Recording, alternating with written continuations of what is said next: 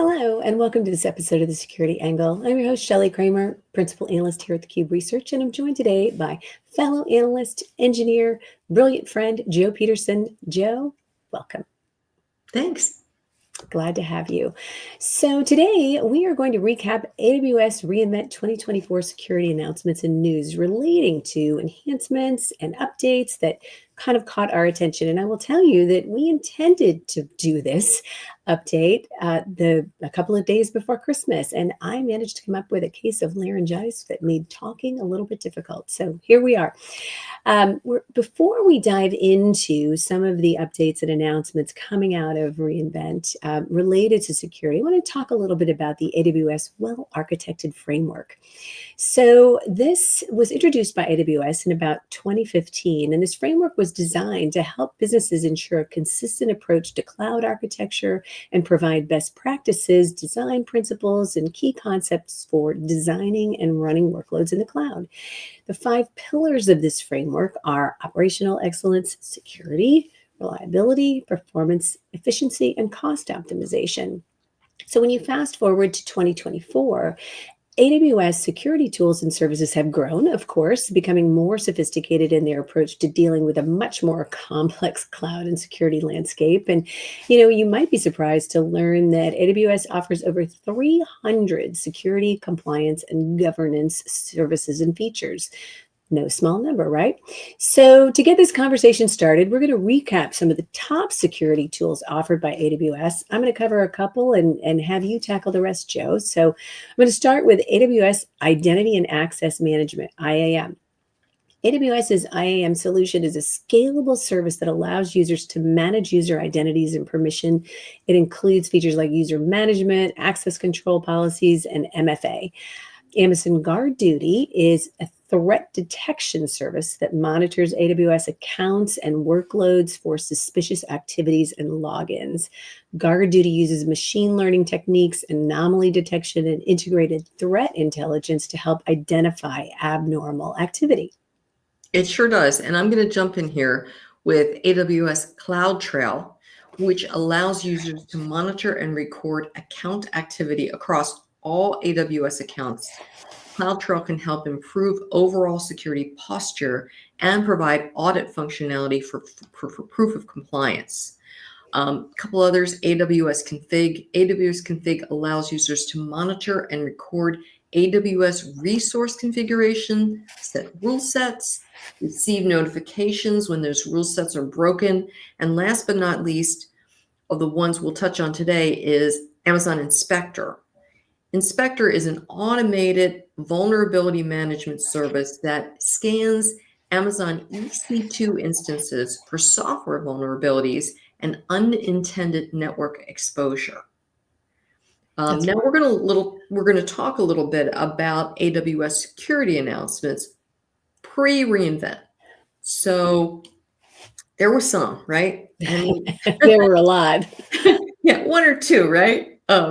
So I guess that one of the many exciting things about covering reInvent are the announcements. They're always going to be good. They're going to be juicy. And then particularly the security announcements that happen in the week or 2 leading up to reInvent. Yeah. So they tease them out there and then they announce them full on at the conference. So let's start with the news on security incident response front first.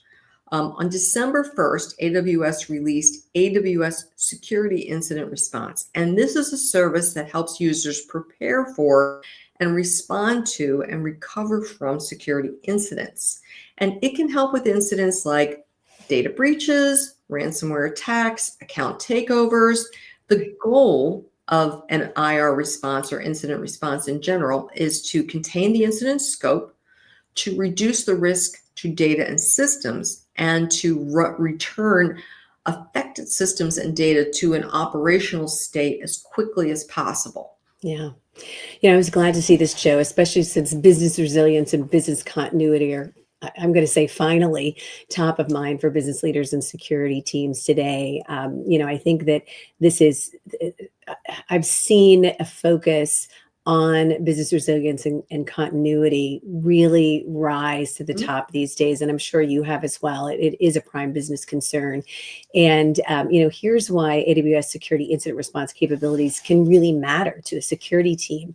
It has triaging capabilities. AWS Security Incident Response can triage findings and then escalate security events. It can provide case management assistant, quickly allowing you to prioritize cases that need your immediate attention, which then, this directs the attention of the I team exactly where it's needed, when it's needed. And then it also provides guidance through the entire incident lifecycle. And I think this is another attractive benefit. AWS Security Incident Response, when I say the entire incident lifecycle, I mean from detection to recovery. And this service includes 24/7 access to this AWS CERT. And this dedicated group of security experts has specialized knowledge that can help customers respond to and recover from security incidents. So I think that's extremely important. Security Incident Response also automates the triage and investigation of security findings from Amazon GuardDuty, which is very cool, and integrated third-party detection tools through the AWS Security Hub. And I will note that AWS plans to expand the cross-product capabilities of Security Incident Response to other AWS products in the future, which I think is really, really good news. It is good news. And let me stop a second. One of the things that I thought was super cool when you and I had a chance to sit down with the product manager and actually get a briefing about this was the ability of this tool to prioritize the importance of a particular security incident, right? So it's not just taking them all and just handing them to you and say, hey, here's all your security incidents, have a nice day. And you sort of feel like, gee, it's 8:05, I just need to go home because it's too much, right? Well, and being buried by alerts is a problem. So solving for that is what I think you're going to touch on here.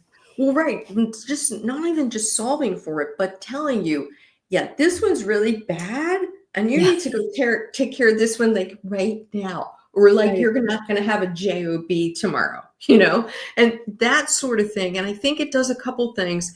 Not only does it help you set a course and prioritize, but I think it's a great way to teach young engineers about what's important and what's not, right?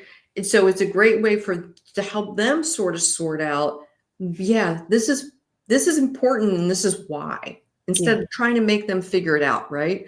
But some of the ways the security can get the most out of this service is to conduct tabletop exercises and simulations to replicate potential scenarios. And this enhances the team's ability overall to respond more rapidly and recover more effectively. Right. So they get to practice procedures. They get to identify gaps. They get to improve. This is almost like red teaming. Yeah. It's just a great way for a team to get some practice, right? Because instead of just dropping an incident on them and expecting that everybody's going to know what they're supposed to do. Right. Well, Joe, and to your point about training young engineers, as you know, I have twins who are freshmen in college, and so I'm a part of a lot of parent conversations about kids, major fields of study and getting ready to graduate. Computer science or cybersecurity focused people getting ready to graduate, or new graduates struggling to find jobs and all that sort of thing. And the reality of it is, we have highly skilled talent over here, and we have this pool of young talent who, of course, we also have young engineers already in the workforce. And then we have this other pool of young talent trying to come into the workforce. So things like this that allow you to replicate scenarios and do simulations and do those tabletop exercises and all of those sorts of things, you bring the whole team up, and I think that's incredibly valuable here. It is. And I mean, we could talk long time about the business value of a tabletop, right? Yeah, absolutely. Just right. We could, but let's move on to AWS news, which is what we're here for today. And I'm going to talk about Amazon GuardDuty. Again, we got to sit down with the product manager here, right? It was so cool. And this is their extended threat protection. Right. So they've expanded GuardDuty threat protection capabilities to include new AI ML capabilities that actually correlate security signals to identify active attack sequences in the AWS environment. And this allows the platform to track sequential actions taken by adversaries. So you're not sort of operating in a vacuum here. Right. You're starting to see patterns form, right? So there might be a privilege discovery followed by an API manipulation, and they might, ice that cake with data exfiltration. Right? Of course, I've got to bring food into the mix, but GuardDuty can not only illustrate it can not only just illustrate the attack sequence findings, but then it's going to place a severity rating on them, Right. which Going is back to helping prioritize where you pay yeah, attention. Yeah. yep. And this finds a natural language summary of the threat's nature and significance. Yeah. So back to the newer person coming in, it's going to say something to them in English. Yeah. That's what that's really telling us, right? It's not going to say it in security gobbledygook, which it's going to say it back to them in English. And then activities are mapped to tactics and techniques from the MITRE ATT&CK framework. And the platform offers descriptive remediation recommendations based on AWS best practices. So you don't have these open S3 buckets Right. because somebody tells you how to fix the S3 bucket, right? It's not just hanging out there flapping in the breeze. Well, great to see, Joe. Extended threat detection covers threat scenarios that involve compromises related to AWS credentials misuse. Of course, this is a huge threat vector. We know this. We talk about this often. And data compromise attempts in customers' AWS accounts. And because of the nature of these threat scenarios, GuardDuty considers all attack sequence finding types as critical. And Joe, you mentioned that we had an opportunity to sit down with Ryan Holland, who's the GM of GuardDuty, and he shared a cool bit of information that we wanted to pass along. And so when you enable Amazon GuardDuty in your account in a specific AWS region, extended threat detection is also enabled by default. You don't have to turn it on, it's already on. So I think that's really amazing. And even better, there's no additional cost associated with the usage of extended threat detection. By default, it correlates events across all foundational data sources. And when you enable more GuardDuty protection plans, such as S3 protection, this then will open additional types of attack sequence detections by then widening the range of event sources. So this will potentially help with a more comprehensive threat analysis and of course, allow for better detection of attack sequences. So really exciting stuff. It is exciting stuff. And I just need to know, is it bad that you and I are so excited about some No. of these? I know, seriously, I know. And I'm gonna dive right in to the, further into the geek weeds here, because I want to touch now on AWS declarative policies. Okay. Sure. Imagine if for a minute, if you're able to declare and enforce desired configuration for a given AWS service at scale across your organization with just a click or command. Yeah, exciting, because stuff was siloed before. I mean, you could do it, but you'd have to do it for this product, and then you'd have to go and do it for that product. Nope, not anymore. That's right. Self-service across the footprint. And a couple things stand out to me here. For clients that operate in heavily regulated environments, it's super common for them to utilize SCP policy exclusions to restrict actions and configuration rules to detect violations. However, they usually have to create an exception for every new API or feature. Again, this takes skill and knowledge. Yeah. And time. and time, right? And time. Yep. So with declarative policies, these customers can set VPC block public access to true and rest easy so that no users, service linked roles, or future APIs can facilitate public access in AWS. Nobody's getting in, kids. That's what that means. And then like access control policies, which can leak information in to those without permissions, End users see custom error messages configured by their organization's administrator, redirecting them to an internal resource or support channel. Right. So you ended up somewhere you shouldn't have been. And then you get a note that says, hey, here's where you need to go, right? Yeah. That's basically what that's saying to you. This reduces operational complexity for governance, and that's a good thing. It's a huge thing, Joe. I mean, I think in all the conversations, whether, when we were in Vegas at reInvent or any conversations that we have with any client anywhere, complexity is the beast that everybody's struggling with and trying to get arms around. So anything that reduces operational complexity, especially on the governance front, which is so vital, is really music to my ears. So I'm super glad to say this. And I want to talk a little bit about networking. And, who says networking isn't sexy? Not these tech nerds, that's for sure. It certainly is sexy if it's secure. And that's what we're excited about, AWS Verified Access. So AWS Verified Access provides secure access to corporate applications and resources without a VPN. And it got some additional lipstick, if you will, at reInvent in its abilities to support secure access to resources over non-HTTPS protocols. So what does that mean in English? Well, it means that you can establish uniform, contextually aware access policies across your corporate applications and resources. So verified access evaluates each access request in real time, making sure access is granted only to users who meet specific identity and device security requirements. Okay, I'm a huge fan. It also eliminates the need for separate VPNs or bastion hopes. It streamlines operations and it reduces the risks of overprivileged access. This is zero trust network access, folks, and you know how we feel about how important this is. And so now, Joe, why don't you bring us home as we talk about one additional AWS reInvent 2024 security update that's on our radar screens?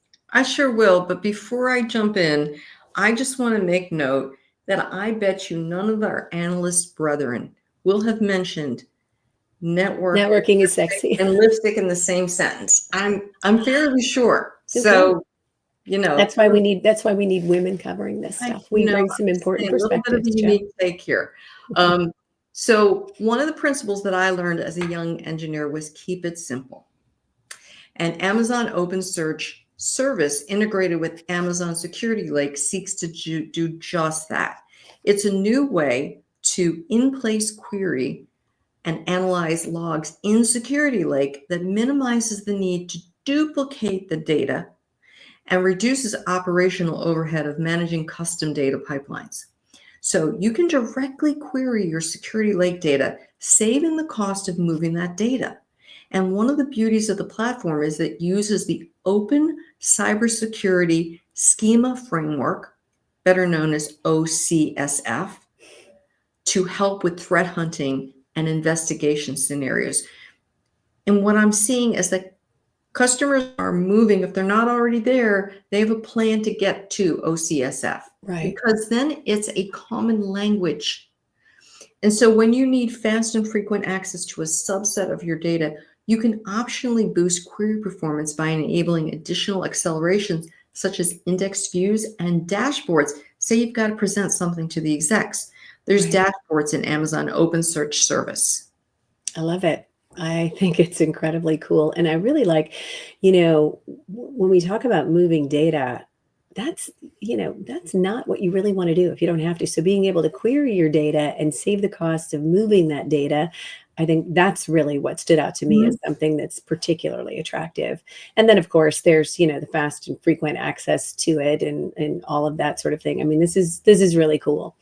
So as we wrap, to recap the updates at AWS reInvent 2024, the security updates that we're most excited about, you've got scalable AWS identity and access management that allows users to manage user identities, permissions, and includes features like access control policies and MFA. We've got AWS CloudTrail, which allows users to monitor and record account activity across all your AWS accounts. And CloudTrail can help improve overall security posture, provide audit functionality for proof of compliance. It's really sweet. Amazon GuardDuty's extended threat detection with new AI ML capabilities that correlate security signals to identify active account sequences in the AWS environment gets a big thumbs up from us. Way to go, Ryan and team. AWS Declarative Policies that declare and enforce the desired configuration for a given AWS service at scale across an organization with just a few clicks and commands is quite cool. AWS Verified Access provides secure access to corporate applications and resources without a VPN. And Amazon Open Search Secure integrated with Amazon Security Lake is a new way to in-place query, analyze logs in Security Lake, minimizing the need to duplicate data, reducing operational overhead of managing custom data pipelines, which I know will be music to so many people's ears, and allows for the queries of those data, and then, of course, helping save costs related to moving data, which is also really important to people. So this is a wrap for this episode of the Security Angle today. I'm your host, Shelly Kramer, Principal Analyst at theCUBE Research, and thank you, my co-host, Joe Peterson, for always bringing both an analyst's perspective and an engineer's perspective to these conversations. It's such a great benefit. And to our viewers and listeners, thank you for joining us on theCUBE, your source for enterprise and emerging tech news, and we'll see you here next time.